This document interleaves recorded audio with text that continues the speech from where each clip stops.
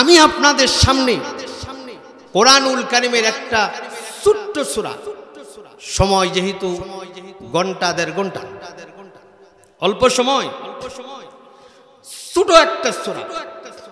কোরআনুল কারীমে সূরা আছে 114টা। বুঝে থাকলে বলুন, কোরআনুল কারীমে সূরা আছে কয়টা? এই আওয়াজটা খুব আস্তে দিলেন। কোরআনুল কারীমে সূরা আছে 114। আমি আপনাদের সামনে তেলাওয়াত করেছি কোরআনুল কারীমের 112তম সূরা। এই সূরা যত বৈশিষ্ট্য আছে এর একটা বৈশিষ্ট্য আলোচনা করে সামনের দিকে যাই। যে সূরাটা আমি আপনাদের সামনে তেলাওয়াত করেছি এই সূরাটা বাদ দিলে আর সূরা থাকে 113টা। 113টা সূরার আলাদা আলাদা 113টা নাম আছে। আমি যে সূরাটা তেলাওয়াত করছি সূরা ইখলাস, এই সূরাটা বাদ দিলে তাকে আরো 113টা। এই 113টা সূরার আলাদা আলাদা একটা নাম আছে এবং ওই নামটা এই সূরা থেকে, যে সূরার নাম ওই শব্দটা থেকে নিয়ে নামটা রাখছে। আমার তেলাওয়াত কিন্তু সূরাতুল ইখলাস, এই সূরা ইখলাসের যে নামটা ওই সূরার মধ্যে নেই। এই একটা বৈশিষ্ট্য। যেমন ধরেন আল্লাহ রাব্বুল আলামিন বলেন, আলাম তারা কাইফা ফাআলা রাব্বুকা বিআসহাবিল ফিল। এই যে বিআসহাবিল ফিল, আমরা তো মাগরিবের নামাজের সময় ইমামের পিছনে তেলাওয়াত শুনি। ইমাম যদি পড়ে আলাম তারা কাইফা ফাআলা রাব্বুকা বিআসহাবিল ফিল, আমরা সকলেই জানি যে ইমাম সাহেব আলাম তারা সূরা পড়ছে। সূরাটার নাম সূরা আলাম তারা নয়, এই সূরাটার আলাদা একটা নাম আছে। আলাম তারা সূরার নাম হলো সূরাতুল ফিল। এই যে সূরাটার নাম সূরা ফিল রাখা হয়েছে, এই ফিল শব্দকে অনুসরণ করে এই আলাম তারা সূরার নাম রাখছে আলাম সূরাতুল ফিল। মানে এই শব্দটা আলাম তারার মধ্যে আছে, আর ফিল শব্দকে অনুকরণ করে এই সূরার নাম রাখা হচ্ছে সূরাতুল ফিল। সূরার নাম আলাম তারা নয়। আমার আলোচনা বুঝতে গেলে আমি একটু তাফসীর সিস্টেম আলোচনা করব, তো আপনারা বুঝতে রাজি আছেন ইনশাআল্লাহ? জীবনে একটা সূরা বুঝেন, বুঝা আমল করেন, আল্লাহ তাআলা সাকসেসফুল করে দিবেন। আলহামদুলিল্লাহ, জোরে বলেন। আল্লাহ রাব্বুল আলামিন অন্য সূরায় বলেন, আরাআইতাল্লাযী ইউকাযযিবু বিদ্দীন ফাযালিকাল্লাযী ইয়াদুল ইয়াতীম। এই সূরার শেষে বলেছেন, শেষের আয়াতটা হলো ওয়ায়ামনাউনাল মাউন। ইমাম সাহেব যদি মাগরিবের নামাজে আরাআইতাল্লাযী পড়ে, আমরা একজন আরেকজন আলাপ করি, আজকে ইমাম সাহেব মাগরিবের নামাজের মধ্যে আরাআইতাল্লাযী সূরা পড়ছে। ভাইরা আমার, সূরার নাম সূরা আরাআইতাল্লাযী নয়, সূরাটার নাম হচ্ছে সূরাতুল মাউন। এই যে সূরার নাম সূরা মাউন রাখা হলো, শেষ আয়াতের শেষ শব্দ থেকে শব্দটার দিকে উল্লেখ করে এই শব্দ থেকে নিয়ে সূরার নাম সূরাতুল মাউন রাখা হয়েছে। এরকম ভাবে কোরআনুল কারীমের সবচেয়ে বড় সূরা যদি ইমাম সাহেব আজকে শার নামাজের প্রথম রাকাতে পড়েন আলিফ লাম মিম যালিকাল কিতাবু লা রাইবা ফিহি, তাহলে আমরা বুঝবো ইমাম সাহেব আজকে প্রথম রাকাতে আলিফ লাম সূরা পড়ছে। এটাই তো বাস্তব নাকি? সূরার নাম সূরা আলিফ লাম মিম নয়, এই সূরাটার আলাদা একটা নাম আছে। আল্লাহ রাব্বুল আলামিন বলেন, ক্বালা ইন্নাহা ইয়াকুলু ইন্নাহা বাকারাতুল লা ফারিদু ওয়ালা বিক আওয়ানুম বাইনা যালিকা ফাফআলু মা তু'মারুন। এই যে ক্বালা ইন্নাহা ইয়াকুলু ইন্নাহা বাকারাতুন, এই যে বাকারা শব্দ কুরআনুল কারীমের সবচেয়ে লম্বা সূরা, বড় সূরা, প্রায় আড়াই পারা 286 আয়াত। সুবহানাল্লাহ, জোরে বলেন। এই সূরাটার নাম রাখা হয়েছে বাকারা শব্দ থেকে চয়ন করে, বাকারাকে উদ্দেশ্য করে সূরার নাম সূরা বাকারা। আলিফ লাম মিম নয়। আমার বোঝানোর উদ্দেশ্য হলো আপনাদের এই কথাটা, কুরআনুল কারীমের প্রত্যেকটা সূরার একটা একটা নাম আছে, আর ওই নামগুলা ওই সূরার যে কোন আয়াতের একটা শব্দ থেকে নেওয়া হয়েছে। ওই সূরার নামগুলা একটা শব্দ থেকে নিয়ে প্রত্যেকটা সূরার নামকরণ করা হয়েছে। আমি যে আপনাদের সামনে তেলাওয়াত করলাম সূরাতুল ইখলাস, তার বৈশিষ্ট্য হলো, তার নাম হলো সূরা ইখলাস।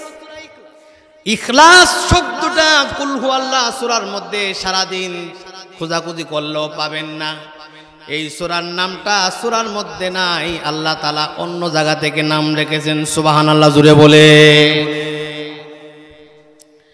ইখলাস এর অর্থ হলো নির্ভেজাল। ইখলাস এর আবিধানিক অর্থ হলো নির্ভেজাল, যার মধ্যে কোনো ভেজাল নাই।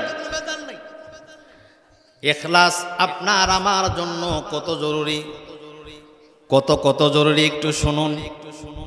কোন মানুষের, কোন মুমিনের, কোন মুসলমানের ইখলাস এত জরুরি, একটা মানুষের মাথা যত জরুরি, মানুষের মুসলমানের আমলের জন্য ইখলাস তত জরুরি। বুঝলি? মাথাবিহীন মানুষ, যার কোনো দাম নাই, পাও আছে, হাত আছে, কলব আছে, সব আছে, মাথা নাই। আপনারা বুঝে থাকলে বলুন, এই কে মানুষের দাম আছে, মাথা নাই। একজন মুসলমানের আমলের মধ্যে যদি ইখলাস না থাকে, একজন মুমিনের আমলের মধ্যে যদি ইখলাস না থাকে, সেই মুমিনের আমলের কোনো দাম নাই। মাথাবিহীন মানুষ, ইখলাসবিহীন আমল। ইখলাস আপনার আমার জন্য কত জরুরি দেখেন। যে আমলের মধ্যে ইখলাস থাকবে, ওই আমলটা যদি অল্প হয়, আল্লাহর নবী বলেন আখলিস দীনাকা ইয়াকফিকাল আমালুল কলিল। আমল অল্প করো, ওই ইখলাসওয়ালা আমল অল্প যদি হয়, নাজাতের জন্য যথেষ্ট হয়ে যাবে। অল্প আমল। ইমাম বুখারী রাহিমাহুল্লাহ কুরআনুল কারীমের পরে সবচাইতে যে কিতাবটাকে গুরুত্ব দেওয়া হয়, যিনি এই কিতাবটা লিখেছেন তিনি কত বড় ইমাম ছিলেন। ওনার সংরক্ষণে প্রায় 6 লক্ষাধিক হাদিস ইমাম বুখারীর আন্ডারে ছিল। সুবহানাল্লাহ, কি বাড়ি গিয়ে বলবেন?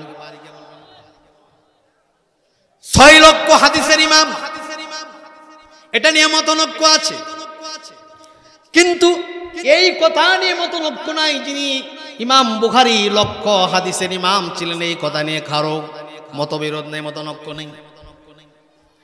ইমাম বুখারী রাহিমাহুল্লাহ লক্ষ লক্ষ হাদিসের ইমাম, তিনি যতগুলা কিতাব লিখেছেন, এর একটা কিতাবের নাম হলো বুখারী শরীফ। ইমাম বুখারী রাহিমাহুল্লাহ এই বুখারী শরীফ এমন জায়গায় বসে লিখেছেন, যে জায়গায় বিশ্ব নবী মুহাম্মদুর রাসূলুল্লাহ নিজে স্বয়ং শুয়ে আছেন, নবীদের রওজার পাশে পাশে বয়া এই বুখারী শরীফ লিখছে। কত বছর লাগাইছেন একটা কিতাব লিখতে। কুরআনুল কারীমের পরেই যে কিতাবকে মূল্যায়ন করা হয়, কুরআনুল কারীমের পরেই যে কিতাবকে সবচাইতে মর্যাদাবান বলা হয়, সেই কিতাবটা হলো বুখারী শরীফ। ইমাম বুখারী এই কিতাবটা লিখেছেন রাসূলের রওজার পাশে বৈশা, 16 বছর সময় দেয়া তারপরে কিতাব লিখেছেন। সুবহানাল্লাহ, জুড়ে বলে। আমি ইখলাস সম্পর্কে আপনাদেরকে একটু ধারণা দিতে চাই। আল্লাহ রাব্বুল আলামিন সূরাতুল কুল হুয়াল্লাহর যে কয়টা নাম রেখেছেন, এর 1 নাম্বার নাম হলো সূরাতুল ইখলাস। ইখলাস আপনার আমার জন্য কত জরুরি। ইমাম বুখারী যখন তিনি বুখারী লেখা শুরু করছেন, এক একটা হাদিস তিনি লিখেছেন। হাদিসটা কিতাবের মধ্যে লিপিবদ্ধ করার আগে ইমাম বুখারী তিনি রোজা রাখছেন সারাদিন। রোজা রাখার পরে রাত্র তাহাজ্জুদ পড়েছেন। তাহাজ্জুদ পড়ার পরে মুরাকাবায় বসছেন। এরপরে আল্লাহর রাসূলের সাথে সরাসরি কথা বলছেন। সুবহানাল্লাহকে বাড়ি গিয়ে বলবেন। সারাদিন রোজা রাখলেন, রাত্রে তাহাজ্জুদ পড়লেন। এরপরে ইমাম বুখারী মুরাকাবায় বসে গেছেন।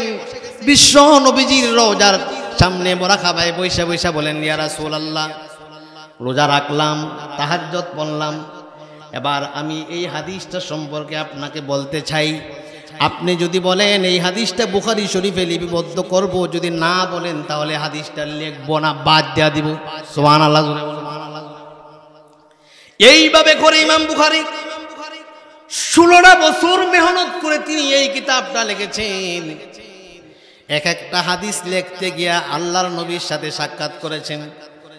অনেক মুহাদ্দিস একরাম বলেন ইমাম বুখারী এই বুখারী শরীফের মধ্যে 6000-এর উপর হাদিস এনেছেন।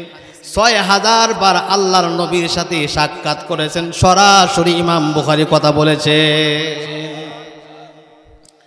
লক্ষাধিক হাদিসের ইমাম, লক্ষ লক্ষ হাদিস থেকে বাছাই করে একটা কিতাব লিখেছেন। 6000-এর উপরে, 6500 হাদিস, কম বেশি আছে। কিন্তু তিনি এই লক্ষ লক্ষ হাদিস থেকে বাছাই করে 6000 হাদিসের কিতাব লিখেছেন। সর্বপ্রথম যে হাদিসটা এনেছেন সেই হাদিসটাও তিনি নিয়তের উপর লিখেছেন। তিনি হাদিস এনেছেন ইন্নামাল আমালু বিন্নিয়াত। জোরে বলেন আল্লাহু আকবার। কথাটা বুঝতে পারলেন? লক্ষাধিক হাদিসের ইমাম 6000 হাদিসের কিতাব লিখছে। এর সর্বপ্রথম হাদিস এনেছেন নিয়তের উপর, ইখলাসের উপর। অর্থাৎ ইমাম বুখারী কিতাবটা লেখার আগে কিয়ামত পর্যন্ত যত মানুষ এই কিতাব পড়বে সকল মানুষদেরকে ডাক দিয়ে বলতেছে, পৃথিবীর মানুষেরা শোনো, তোমরা যারা আমার এই বুখারী শরীফ পড়বা, যতবার তেলাওয়াত করবা তোমাদেরকে একটা কথা বইলা দেই, এই হাদিসগুলা তেলাওয়াত করার আগে তোমাদের নিয়তটা, ইখলাসটা ঠিক কইরা নিবা। নিয়ত যদি ঠিক না থাকে কিয়ামত পর্যন্ত আমার এই বুখারী শরীফ তেলাওয়াত করলে লাভ নাই। নিয়ত যদি ঠিক কইরা পড়ো, প্রতিটা হরফে প্রতিটা হাদিসে সওয়াব লেখা হবে। সুবহানাল্লাহ জোরে বলেন। শুরুতে বলেছিলাম ইখলাসবিহীন আমল, মাতাবিহীন মানুষ। একটু চিন্তা করুন, মিশকাত শরীফের মধ্যে হাদিস এনেছেন, মুসলিম শরীফের মধ্যেও হাদিস এনেছেন। আল্লাহ রাব্বুল আলামিন কিয়ামতের ময়দানে সর্বপ্রথম যে ব্যক্তির বিচার করবে তিনি হবেন একজন শহীদ। قال رسول الله صلى الله عليه وسلم إن أول الناس يقضى عليه يوم القيامة।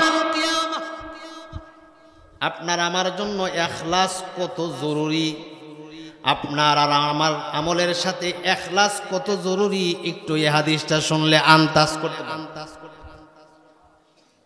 আল্লাহর নবী বলেন ইন্না আওয়ালান নাস ইকদা আলাইহি ইয়াউমাল কিয়ামাহ রাজুলুন উস্তুশহিদা।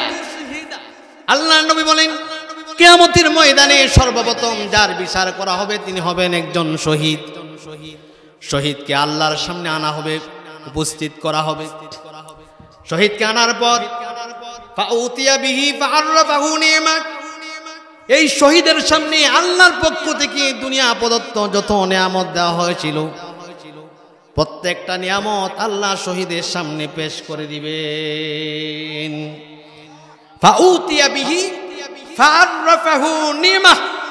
আল্লাহ বলেন, রাসূল বলেন, শহীদকে আল্লাহর সামনে আনার পরে দুনিয়া প্রদত্ত আল্লাহর পক্ষ থেকে যত নিয়ামত দেওয়া হয়েছিল শহীদকে, প্রত্যেকটা নিয়ামত শহীদের সামনে পেশ করা হবে।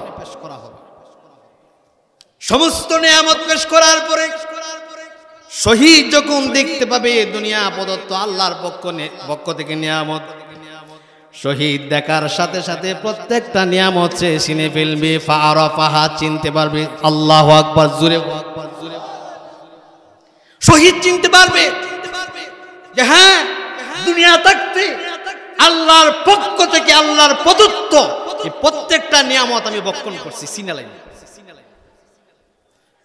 চিনার সাথে সাথে আল্লাহ প্রশ্ন শুনে দেবেন, শহীদকে বলবেন ফামা আমিলতা ফিহা, ও শহীদ আমি যে তোমাকে নিয়ামত গুলা দিছিলাম, ফামা আমিলতা ফিহা, এই নিয়ামতের মোকাবেলায় আজকে হাসরের মাঠে আমার সামনে আমার জন্য কি নিয়ে আসছো একটু বলো। শহীদ ডাকতে বলবেন কতালতু ফিকা রব্বুল আলামিন, আমি আপনার জন্য আজকে নিয়ে এসেছি দুনিয়া ইসলামের পক্ষ নিয়ে কাফেরদের বিরুদ্ধে গিয়ে ইসলামের বিধান জারি করার জন্য জিহাদ করতে করতে শহীদ করতে করতে আমার জীবন পর্যন্ত দিয়া দিছি। সুবহানাল্লাহ জুড়ে বলেন।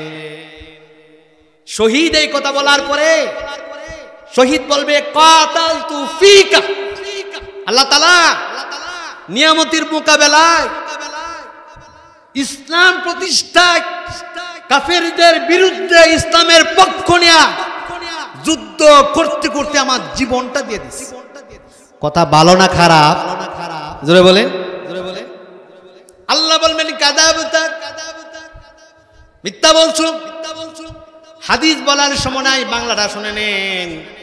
আল্লাহ পাক ডাক দিয়ে বলবেন শহীদ এটা মিথ্যা কথা বলছো, বরঞ্চ তুমি দুনিয়া যুদ্ধ করছো ইসলামের পক্ষ নিয়ে, এই জন্য দুনিয়ার মানুষ তোমাকে বীর বলবে, যোদ্ধা বলবে, অনেক শক্তিশালী বলবে, তুমি যুদ্ধ করতে পারো, প্রশংসা করবে। প্রশংসা শোনার জন্য তুমি যুদ্ধ করছো, আমাকে সন্তুষ্ট করার জন্য করো নাই। সুতরাং আজকে আমার কাছে পাওয়ার কিছু নাই, দুনিয়ায় যা পাওয়ার দুনিয়ায় পায়ে গেছো, এবার তুমি জাহান্নামে যাও। আল্লাহ রাব্বুল আলামিন আদেশ জারি করে দিবেন, সুম্মা উমিরা বিহি ফাহুসিবা আলা ওয়াজহিহি হাত্তা উলকিয়া ফিন্নার।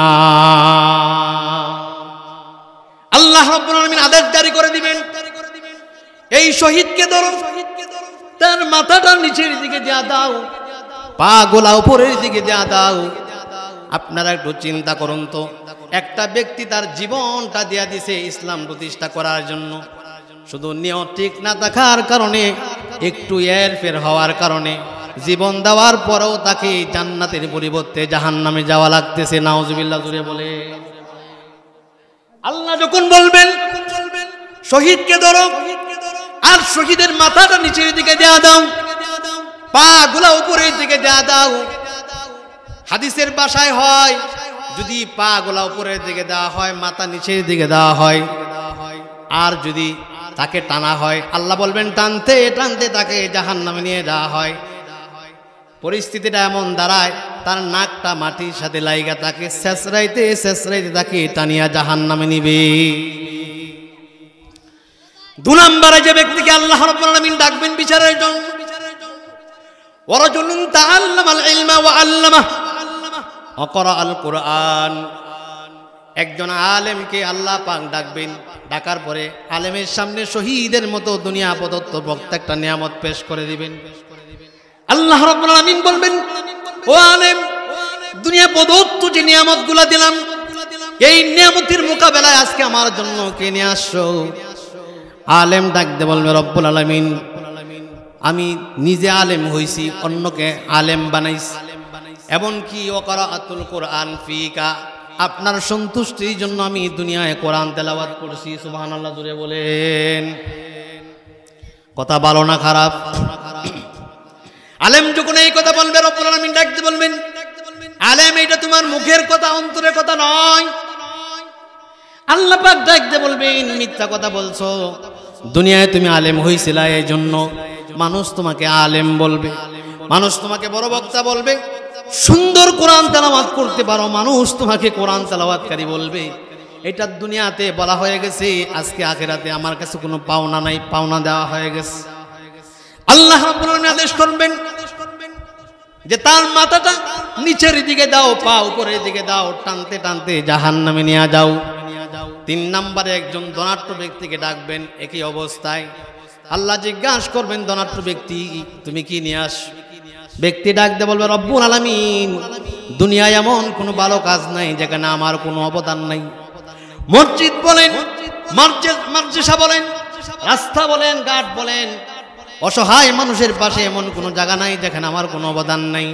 আল্লাহ বলবেন তুমি এটা আমার সন্তুষ্টির জন্য করো নাই, মানুষের সন্তুষ্টির জন্য করেছো। দুনিয়ায় মানুষে তোমাকে দানবীর বলবে, মানুষে তোমাকে দানবীর বলবে, অনেক বড় ধনাঢ্য ব্যক্তি দান করতে পারো বলা হয়ে গেছে। আল্লাহ রাব্বুল আলামিন এই তিন ব্যক্তির ব্যাপারে একই ফয়সালা দিবেন। সুম্মা উমিরা বিহি ফাহুসিবা আলা ওয়াজহিহি হাত্তা উলকিয়া ফিন্নার, মাথা নিচের দিকে চলে যাবে, পাগুলো উপরের দিকে চলে যাবে। আল্লাহ পাক তিন ব্যক্তিকে বলবেন ওইগুলাকে টানতে টানতে জাহান্নামে নিয়ে যাও। নাউজুবিল্লাহ জোরে বলেন। এবার আপনারা যদি প্রশ্ন করুন যে শহীদকে প্রশ্ন করবে, শহীদের মধ্যে আমি নাই, প্রশ্ন আসে কি আসে না? আপনি যদি মনে মনে ভাবেন আলেমকে প্রশ্ন করবে, আলেমের মধ্যে আমি পড়ি না। যদি মনে মনে ভাবেন আমি একজন ধনাঢ্য ব্যক্তিও না, তিনজনের মধ্যে পড়ি না। একটা হাদিস আপনাদেরকে শোনায় তারপরে সামনের দিকে যাই। আল্লাহর নবী, বিশ্ব নবী জনাবে মুহাম্মদুর রাসূলুল্লাহ সাল্লাল্লাহু আলাইহি সাল্লাম এটা এই জন্য শোনানো, আল্লাহর সামনে প্রশ্ন হিসাব দেওয়া ছাড়া জান্নাতে যাওয়ার কোনো সুযোগ, জোরে বলেন, কোনো সুযোগ নেই।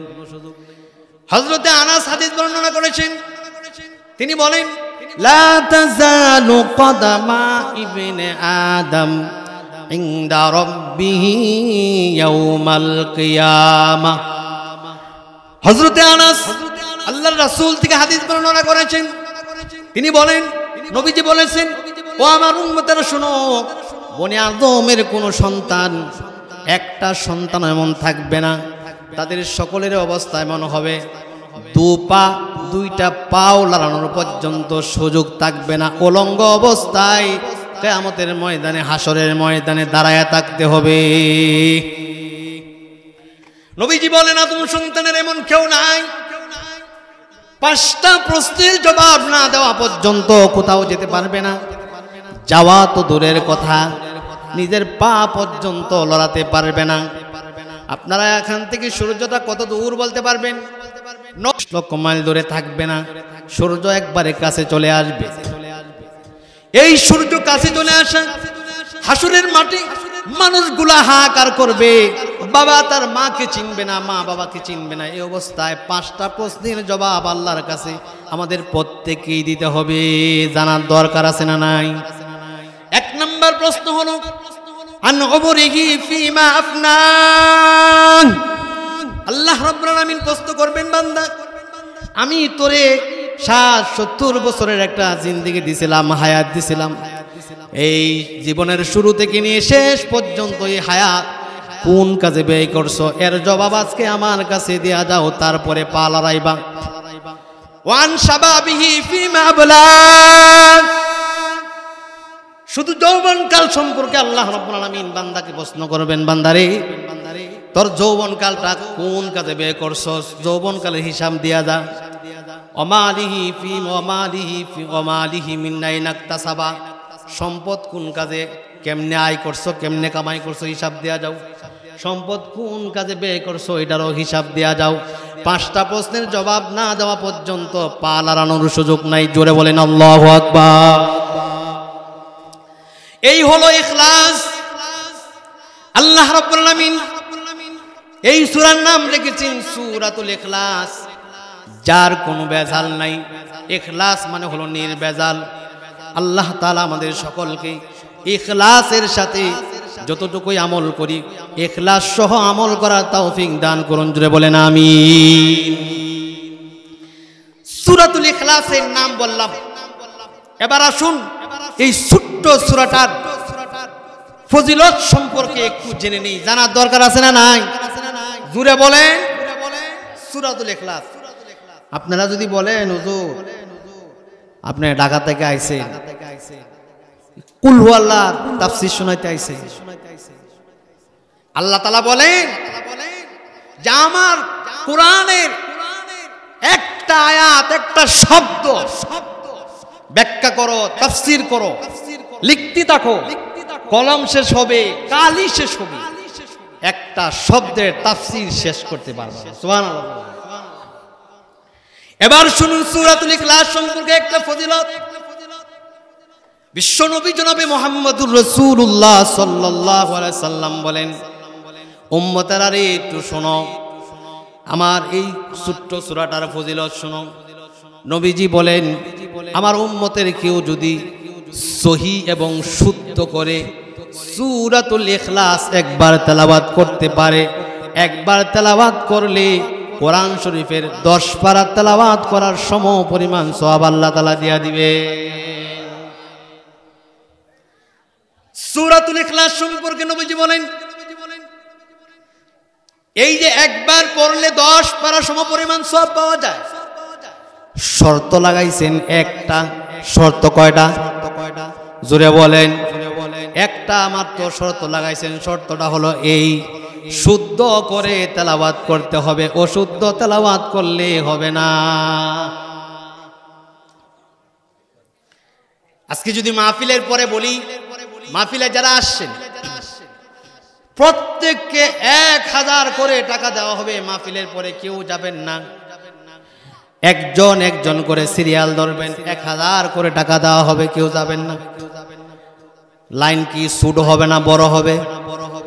কয়জন বললেন? বাকিরা যে বললেন না, বড় হবে না ছোট হবে? যে 1000 করে টাকা দেওয়া হবে মাহফিলের পরে।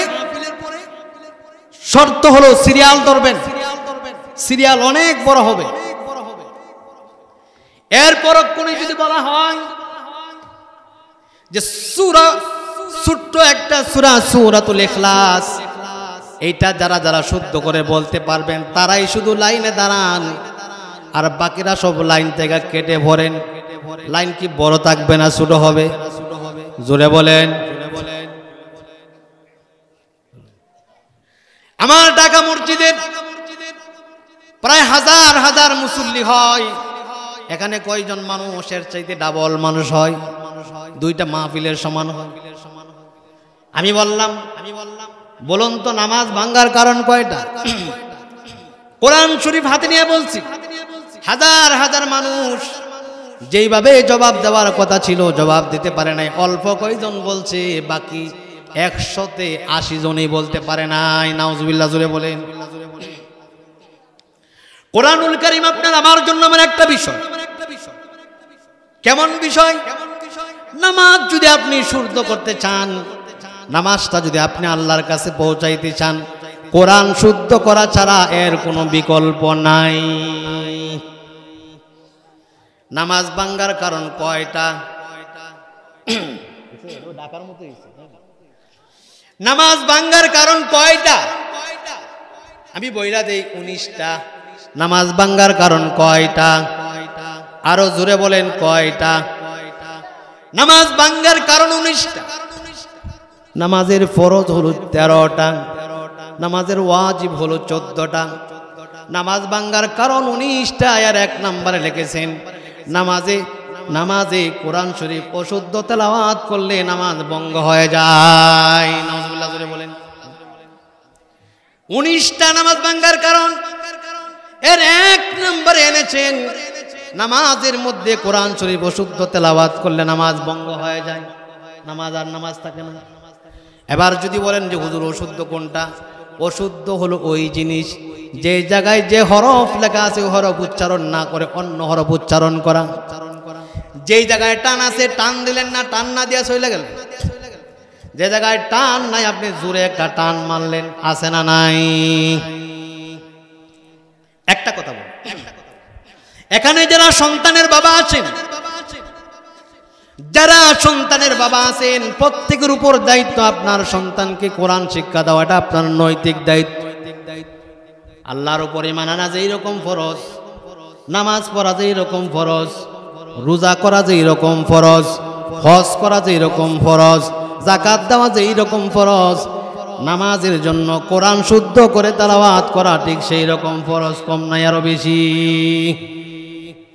বাপ মাদেরকে আপনি বলতেছি একটু শুনুন, মা বাবা যারা আছেন অন্তত সন্তানটা নামাজ পড়তে পারে, ইসলামের উপর চলতে পারে, এতটুক শিক্ষা দেওয়া। নামাজ যেই রকম ফরজ, আপনি বাবা হিসাবে সন্তানকে দ্বীন শিক্ষা দেওয়া এরকম ফরজ।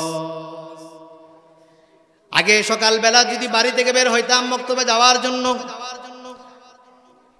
তখন পাড়ায় মহল্লায় শুনতাম কোরআনের আওয়াজ, মক্তবে বাচ্চাদেরকে শিক্ষা দিচ্ছি, অনেকগুলা মসজিদ থেকে কোরআনের আওয়াজ, শিক্ষার আওয়াজ আসতো কি আসতো না? চুপ থাকবেন না, জোরে বলবেন আসতো কি আসতো না? কিন্তু এখন এটা একবারে বন্ধ হয়ে গেছে। আপনি বাবা হিসেবে যদি সন্তানকে কোরআন শিক্ষা না দিতে পারেন, একটু শুনে যান, সন্তান আপনার ব্যাপারে বলবে যে বাবারা যারা আমাকে দিন শিক্ষা দেয় নাই, সন্তান ডাক দে বলবে। আল্লাহ রাব্বুল আলামিন এক আয়াতে বলেন, রব্বানা আতিহিম দিফাইনি মিনাল আযাবি ওয়াল আনহুম লা'নান কাবীরা।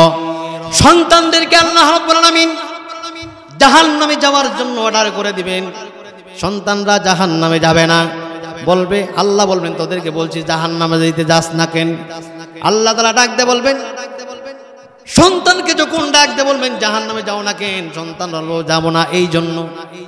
দুনিয়া যাদের জন্য জাহান্নামী হইছি, যাদের অবহেলার কারণে আমরা আজকে জাহান্নামী হইছি, তাদেরকে সহ আমরা জাহান্নামে যাব। তাদেরকে জাহান্নামের দরজায় শোয়া দেন, তাদের বুকের মধ্যে পাড়ায়া পাড়ায়া তারপরে জাহান্নামে যাব। নাউজুবিল্লাহ জুড়ে বলেন। আমাদের নেত্রকোনার মুরব্বী হুজুর চলে এসেছেন, আমি ওনার ছাত্রর সমতুল্য। আল্লাহ তাআলা যেন হুজুরের হায়াতে বারাকা দান করেন, জোরে আমিন বলেন। হায়াতে যেন পরিপূর্ণ বরকত দান করেন। হুজুরের যত নেক মাকাসাত আছে আল্লাহ যেন পরিপূর্ণভাবে কবুল করেন, আমিন। আসতে বলবেন না, জোরে বলবেন। যে কথাগুলো বললাম আল্লাহ তাআলা আমাদের সকলকে বুঝবার